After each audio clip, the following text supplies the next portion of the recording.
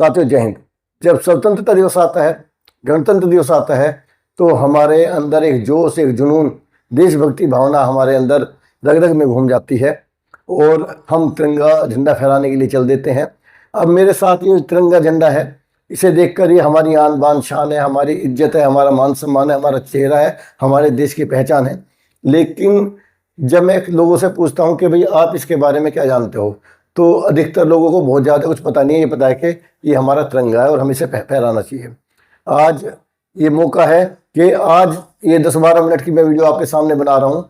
अगर आपने हिम्मत करके अपने दिल पे पत्थर रख के इस वीडियो को देख लिया, दिल पे पत्थर रखने की बात मैं इसलिए कर रहा हूँ क्योंकि अच्छी चीज़ें लोग देखना पसंद नहीं करते, ज्ञान की बातें लोग देखना पसंद नहीं करते, बेकार के फालतू फंड की चीज़ों पे अपना समय गंवाते हैं। अगर आपने 8-10 मिनट की जो वीडियो देख ली तो मैं कह रहा हूँ गारंटी से आज आप इतने सारी चीज़ें सीख कर जाने वाले हैं और इस तिरंगे झंडे के बारे में आज के बाद आप सबको बताएंगे कि भाई जितना ये झंडा दिखाई देता है ये खाली इतना नहीं है, इसके अंदर हर चीज़ के अंदर, हर रंग के अंदर, एक हर रेखा के अंदर, हर चीज़ के अंदर कुछ ना कुछ छुपा हुआ है, कोई ना कोई प्रतीक है। तो ये इतना, ये एक तरह से पूरा हिंदुस्तान है। अगर पूरे हिंदुस्तान के बारे में आप जानना चाहते हैं, समझना चाहते हैं, तो ये वीडियो आखिर तक जरूर देखें। आगे बढ़ते हैं।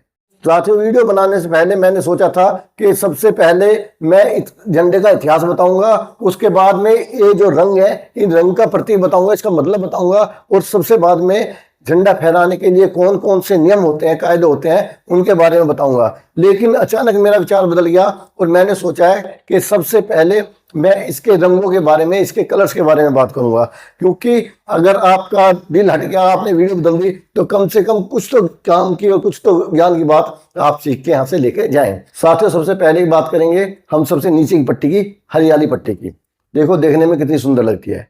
ये प्रतीक है हमारे देश की हरियाली का, ये प्रतीक है हमारे समृद्धि का, ये प्रतीक है हमारी पृथ्वी की, हमारी जमीन की, हमारी कृषि की उर्वरता का, कि हमारी जमीन कितनी उपजाऊ है और हमारा देश कितना किसानी कृषि उन्नत देश है। क्योंकि जब देश आज़ाद हुआ था, जब इंडस्ट्री के नाम पर एक तो चरखा हुआ करता था कपड़े सूत काटने के लिए, और दूसरी कृषि हुआ करती थी। कृषि के ऊपर ही पूरा देश डिपेंड होता था। तो ये दिखाने की कोशिश है कि हम एक समृद्ध राष्ट्र हैं, हमको मेहनत करनी है, अपने देश की ग्रीनरी को, यहाँ के पर्यावरण को बचा के रखना है, हरियाली को बढ़ाना है, पृथ्वी के उपजाऊपन को हमें बढ़ाना है। जब तक हमारे यहाँ पे कृषि उन्नत रहेगी और हमारे यहाँ पे ग्रीनरी रहेगी, हमारी कृषि उन्नत रहेगी, किसान उन्नत रहेगा, हमारा देश खुशहाल रहेगा और हमारी जो जमीन है उसकी उपजाऊपन का, उसका उर्वरता का प्रतीक है ये हरा रंग। अब देखिए, एक छोटी पट्टी थी लेकिन मैंने कितनी सारी चीजें बताई इसमें। इसी के साथ में ये मैं बात करूंगा अब व्हाइट कलर की पट्टी है। व्हाइट कलर की पट्टी है, ये हमारे स्वच्छता की निशानी है, ये हमारी शुद्धता की निशानी है, ये हमारी पवित्रता की निशानी है, और ये हमारी सत्य और अहिंसा की पहचान है। सफेद रंग, ये सफेद रंग कहता है हमें अपने व्यवहार में स्वच्छता रखनी है, हमें अपने व्यवहार में सफाई रखनी है, हमें चरित्र को अपने को साफ रखना है, अपने व्यवहार को साफ रखना है, हमें शांति के पथ पर चलना है, हमें अहिंसा के रास्ते पर चलना है। और ये इतिहास गवाह है मेरे दोस्तों कि प्राचीन काल से लेकर आज तक जो भी कोई आंदोलन हुआ है, चाहे वो आज़ादी का आंदोलन था, चाहे वो अन्ना आंदोलन था जो कुछ सालों पहले की बात करें, या फिर हम किसान आंदोलन की बात करें, जब तक उसमें सत्यता नहीं होती, जब तक उसके अंदर अहिंसा नहीं होती, तो कोई भी आंदोलन कामयाब नहीं होता। महात्मा गांधी को अंग्रेजों ने उकसाने की पूरी कोशिश करी थी, लेकिन उन्होंने दांडी यात्रा निकाली, अहिंसा नहीं की। उन्होंने असहयोग आंदोलन किया, लेकिन उन्होंने अशांति नहीं फैलाई, अहिंसा नहीं छोड़ी। इसके बाद में सबसे ऊपर आता है केसरिया रंग। ये केसरिया रंग क्या कहता है कि भैया शांति से आप बात जो हम कर रहे हैं उसे मान जाइए, जो हम सत्यता के साथ में बात कर रहे हैं उसे हम हमारी बात मान जाइए, नहीं तो फिर ये हमारा जो केसरिया रंग है ये प्रतीक है हमारे वीरता का, हमारे साहस का, हमारे शौर्य का, हमारी निडरता का।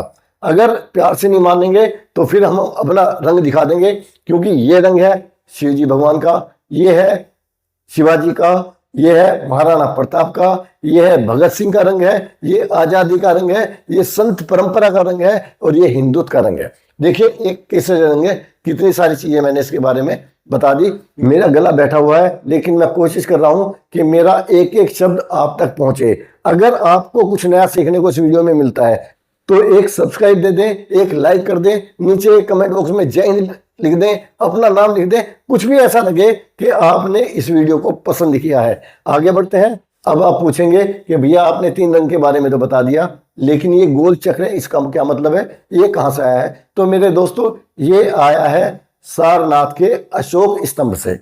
सारनाथ में अशोक स्तंभ है, तो उससे उसकी प्राचीनता का पता लगा सकते हैं कि अशोक के जमाने की जो चीज है तो वो कितनी पुरानी रही होगी। तो एक आपने प्रतिमा देखी होगी, एक मूर्ति, उसे सिंह प्रतिमा बोलते हैं, जो कि हमारी करेंसी के ऊपर है, जो भारत सरकार का सिंबल है, जिसमें 3 शेर दिखाई देते हैं।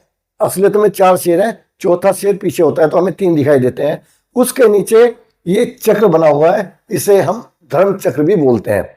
इसके अंदर 24 तिल्लियां हैं। ये 24 तिल्ली क्या कहती हैं? 24 तिल्ली कहती हैं कि हमको 24 घंटे मेहनत करनी है, 24 घंटे तरक्की और उन्नति और प्रगति के पथ पर आगे बढ़ना है। जब हम 24 घंटे मेहनत करेंगे तो हम तभी विश्व गुरु बन सकते हैं, दुनिया में हम आगे बढ़ सकते हैं। एक बहुत इंटरेस्टिंग सवाल है कि तिरंगा कितने रंग का होता है?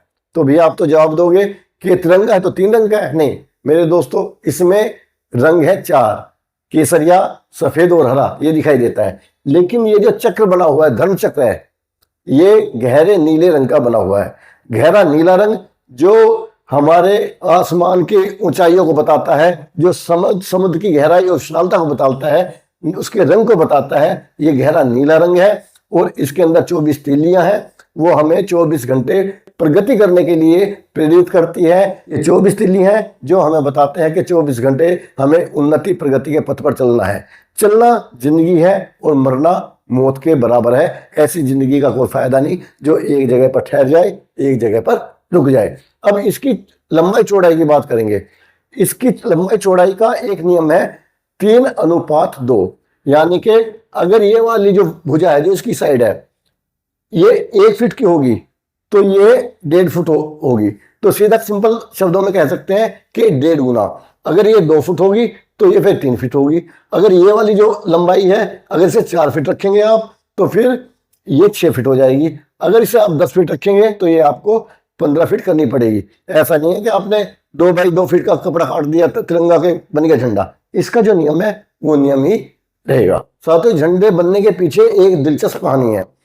कोई 1916 की बात है, एक नौजवान महात्मा गांधी के पास आया और कहा कि महात्मा गांधी जी मैं आपके साथ काम करना चाहता हूं। तो उन्होंने कहा कि भाई हम झंडा बना रहे हैं, अगर झंडा बनाने में आप मदद कर सकें तो आप बनवा दीजिए। बंदे ने कई बार मेहनत की, बार बार उसमें कुछ कमी निकलती रही। वो झंडा लेके आया 1921 में। 1921 में जो झंडा था उसमें 2 रंग थे, हरा और लाल, और बीच में तो बना हुआ था उसमें चरखा। उसमें फिर मॉडिफाई किया गया और ये जो झंडा है, ये जो वर्तमान तिरंगा है, ये झंडा बना हमारा 1931 में। लेकिन तब भी ये झंडा ऐसा नहीं था, तब उस समय इस चक्र की जगह पे था चरखा। चरखा चलता रहा, समय बदलता रहा, हमारा देश आजाद हो जाता है और जो झंडा बनाया गया उसमें इस चरखे को निकाल के ये धर्म चक्र, अशोक चक्र यहाँ पर रख दिया गया। 22 जुलाई 1947 को संविधान सभा में झंडा पास हुआ, अप्रूव हुआ। उसके बाद ये हमारे देश का आधिकारिक झंडा बना। और जो एक वो युवा था जिसने झंडे को बनाया, उसका नाम याद रखिएगा, पिंगली वेंकैया। क्या नाम था उसका? पिंगली वेंकैया, जो आंध्र प्रदेश के मछलीपट्टनम जगह का रहने वाला था। इस झंडे का निर्माता, इस झंडे का जनक, इस झंडे को प्रारूप बनाने वाले बंदे का नाम था पिंगली वेंकैया। जब भी आप झंडे को फहराएं, सुबह से लेकर शाम तक, सूर्योदय के बाद और सूर्यास्त से पहले फहराएं। रात को झंडा नहीं फहराना होता। जब तक कोई विशेष कारण ना हो और ऊपर से अनुमति ना हो, झंडा नहीं फहराना चाहिए। झंडे को कभी जमीन पर नहीं रखना चाहिए। और झंडे को अगर कोना फटा हुआ है, मैला है, टूटा है, फूटा है, कटा है, पिटा है, झंडा नहीं फहराना चाहिए, झंडे का अपमान होता है। झंडा अगर पूरा साबुत होगा, साफ सुथरा होगा तो ही झंडा फहराना है, गंदा झंडा नहीं फहराना है। इस झंडे से किसी चीज कहीं गंदी जगह इस्तेमाल नहीं कर रहा है, इससे कोई सफाई का काम नहीं करना है। ये हमारी आन मान सम्मान है, ये हिंदुस्तान का, आपका, हमारा चेहरा है, इसका अपमान कभी नहीं होना चाहिए। और कभी झंडा बहुत बुरी हालत में हो, कहीं गिरा हो, पड़ा हो, तो उसे नष्ट करने की एक विधि है। विधि यह है, एकांत में जाकर उस झंडे को आप जला दीजिए। वो नहीं है कि 50 आदमी खड़े हैं और आप झंडे में आग लगा रहे हैं और वहां पे आपको वीडियो बन गई, पता चला जेल के धक्के खा रहे हैं। खुलेआम झंडे को नष्ट नहीं कर सकते, फाड़ नहीं सकते, काट नहीं सकते। एकांत में जाकर जहां कोई नहीं देख रहा हो वहां पर इस झंडे को आप नष्ट कर सकते हैं, खुलेआम इसका अपमान नहीं कर सकते। ये झंडे की कहानी है कि ये मैंने संक्षेप में बताई है। 15 अगस्त पे पूरे मजे के साथ में, खुलकर, आज़ादी के साथ, पूरी भावना और इज्जत मान सम्मान के साथ में झंडा फहराइए। आपकी, हमारी और हिंदुस्तान की ये आज़ादी कयामत से कयामत तक कायम रहेगी। हमारी आज़ादी अक्षुण्ण रहेगी। भारत माता की जय।